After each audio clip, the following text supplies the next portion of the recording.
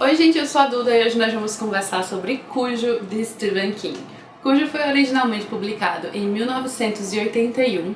Desde então, desde a década de 80, na verdade, nós não tínhamos uma edição deste livro no Brasil. Ele foi originalmente publicado aqui com o título Cão Raivoso, pela editora Record, em 1983, na década de 80, e estava esgotado até que a Suma publicou novamente essa edição, que faz parte da Biblioteca King. A edição está super caprichada, capa dura, tem um baixo relevo aqui, e uma das coisas mais legais dessa edição de Cujo é uma entrevista com o Stephen King ao final. É uma entrevista de várias páginas, eu acho que aproximadamente umas 30 páginas, repletas de perguntas e respostas, e uma dessas perguntas vai justamente tratar da inspiração do King para escrever Cujo.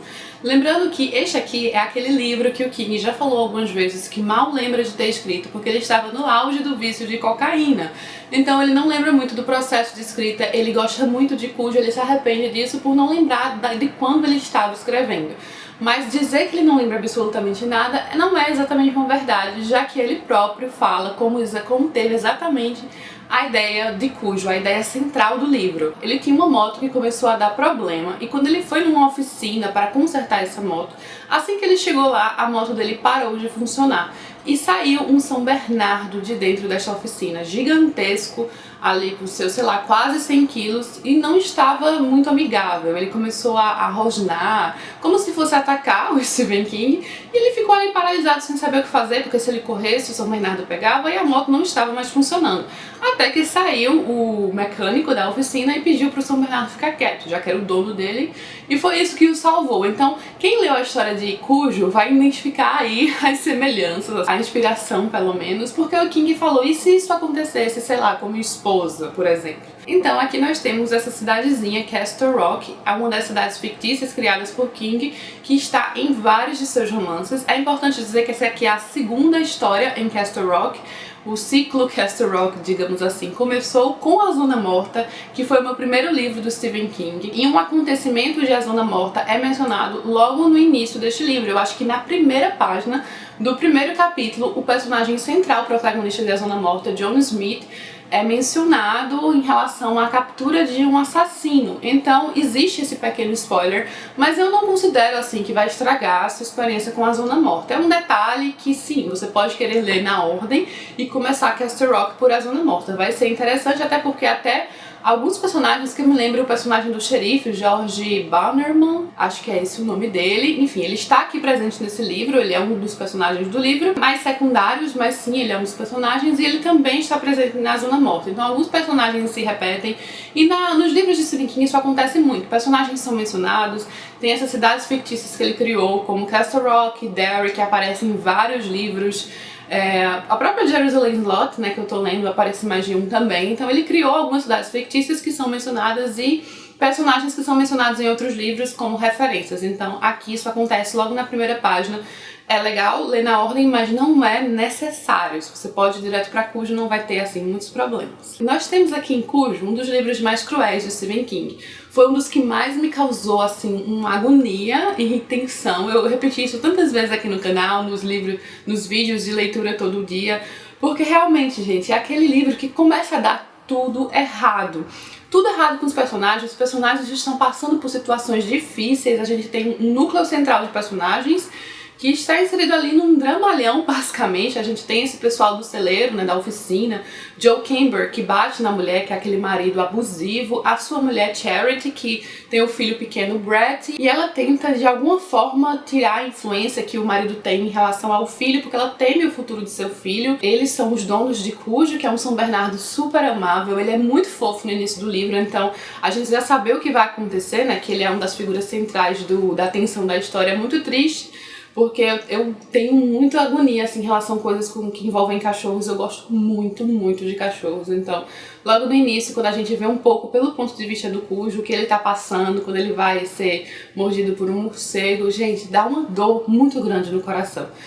Então a gente tem esse outro núcleo de personagens, que é o Vic, a Donna e o seu filhinho Ted Trenton, a família Trenton, e a gente vê que a Donna está passando por um momento assim de reflexão existencial, digamos. Ela é uma dona de casa que mudou de Nova York para essa cidadezinha no Maine contra a sua vontade. O marido simplesmente disse certo dia que eles iam se mudar. Então aqui entra uma coisa interessante nos livros do King. Neste livro, por exemplo, a gente tem duas famílias, a gente vê as mulheres dessas famílias sendo completamente ali submissas. Tem o relacionamento abusivo da Charity com o Joe Camber e o quanto ela sofre dentro desse relacionamento sem poder fazer muita coisa.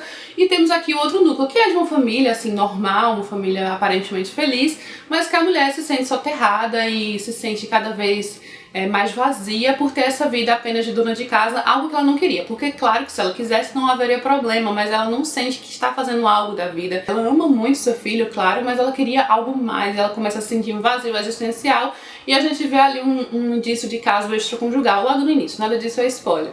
Então a gente vê esse núcleo sendo montado, essa família aparentemente feliz, assim, de pessoas que são boas, diferente do Joe Camber, que poderia ser mais considerado uma pessoa, né, por mais que ele não existe assim, o bom e o mal, né, aquele negócio, ele é completamente malvado.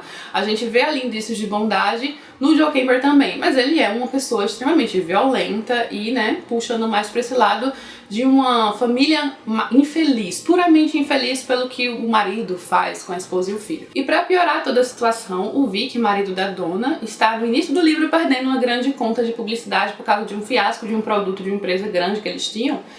Então, se eles perderem essa conta, eles vão, né, falir. É um livro que não apresenta, assim, tantas esperanças. Sim, vislumbres de esperança aqui e ali, mas a maior parte do tempo você fica carregado pelas dores e especialmente pela parte central do livro, pela problemática central, que é uma mãe e seu filho tentando sobreviver. Aqueles típicos livros de sobrevivência. Uma situação muito difícil, que eles tentam por todos os lados encontrar uma saída, mas está cada vez mais difícil porque parece que o universo está conspirando para tudo dar errado. Ele é o tipo de livro vira-página que você se importa com os personagens e quer saber o que vai acontecer. Em determinado momento eu mal consegui parar de ler isso aqui. Eu sou uma pessoa um pouco fraca para essas situações assim, muito tensas, dramas muito fortes nos livros, eu geralmente evito. Mas gente, então por isso eu digo que se eu conseguir ler e você também tem um pé atrás em relação a isso, em relação à crueldade e tensão envolvida nesse livro, creio que você também consegue, porque eu também não sou essa leitora, né, tough, assim, durona. E eu curti muito a experiência com Cujo, porque eu me afeiçoo aos personagens do King. Tem uma coisa neste livro que eu acho levemente desnecessário, porque aqui nós temos um caso muito pé no chão, um cachorro que pega raiva, né, é contaminado pela raiva. Então a gente tem essa história mais real, né, digamos, um terror mais real, mas ele tem um leve toque sobrenatural que vai ficando cada vez mais acentuado e não tem exatamente uma importância na história, sabe? Se ele não estivesse ali, não seria necessário, porque o King poderia ter inserido aquilo e não ter tornado algo mais, sabe? Então eu acho que aquilo ali está na história, né, apenas para, sei lá, às vezes dá um toque de King, que a gente sabe que ele puxa muito pra esse lado um pouco sobrenatural, mas que nessa história não é importante. Nessa história o terror, como muitas histórias dele, mesmo sobrenaturais, o terror é puramente assim real, vem de coisas que acontecem normalmente no nosso mundo. E gente, a minha experiência geral com este livro foi muito satisfatória, ainda que tenha sido um livro que ele exige muito emocionalmente.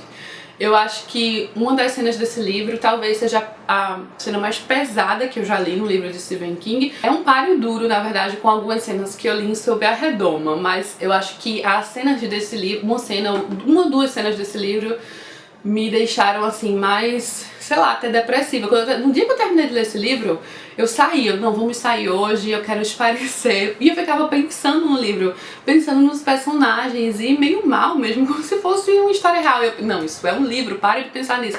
É nesse nível. Então eu gostei muito da minha experiência com Cujo. É uma amostra muito clara assim, do talento de Stephen King em nos colocar na pele de seus personagens e fazer com que a gente sofra junto com eles. E é isso, eu vou ficando por aqui. Se você já leu Cujo, deixa aqui embaixo o que você achou, se você quer ler, enfim, vamos continuar a conversa nos comentários. Se você gostou do vídeo, não esquece de curtir aqui embaixo, se inscrever no canal, dar uma olhada nessas opções aqui que eu vou deixar ao lado.